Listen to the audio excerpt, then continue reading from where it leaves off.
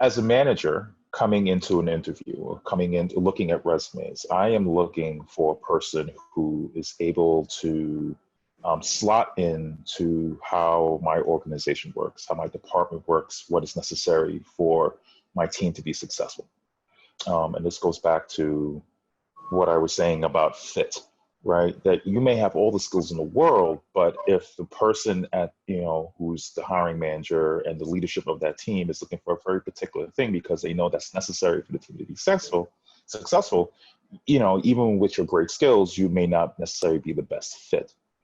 So what I suggest for anyone who is going into an interview is to try to understand how the company, organization, or industry works from top down, right? And if you're able to understand holistically how the organization works, the industry works, that department works, you can be able to essentially tailor your answers and questions for the hiring manager that essentially cue that hiring manager for them to recognize, oh, this person would be a good fit. If you are trying to force the issue of like figuring out, well, what to ask, how to go about, having a good rapport with this person, or to what's going to be a unique thing I'm going to say about myself, then that job might not necessarily be for you, and you may want to put your efforts into something that might be for you. But I know as a person who is in charge of hiring for my team, I go into an interview thinking about, well, is this person going to do the thing that I need them to do? And the hope is that they say things, they show things that express that. You can essentially, again, put yourself in a good position to benefit from that sort of perspective by doing the research beforehand, understanding the industry beforehand, maybe reaching out to someone within the department or the organization just to kind of get some inside information, so that when you're sitting in front of the hiring manager, you're trying to be the puzzle piece essentially for that fit. I'm going to keep using that analogy all evening. Sorry. So one thing I wanted to add was to practice for the interview. You may not know all the answers to the questions ahead of time because you may not know the questions, but to just get the jitters out, to get the nervousness out, can be really big and helpful. It can help you clear your mind so you can think sharper.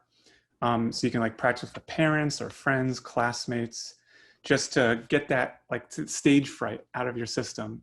So when you go to the interview, smooth talking.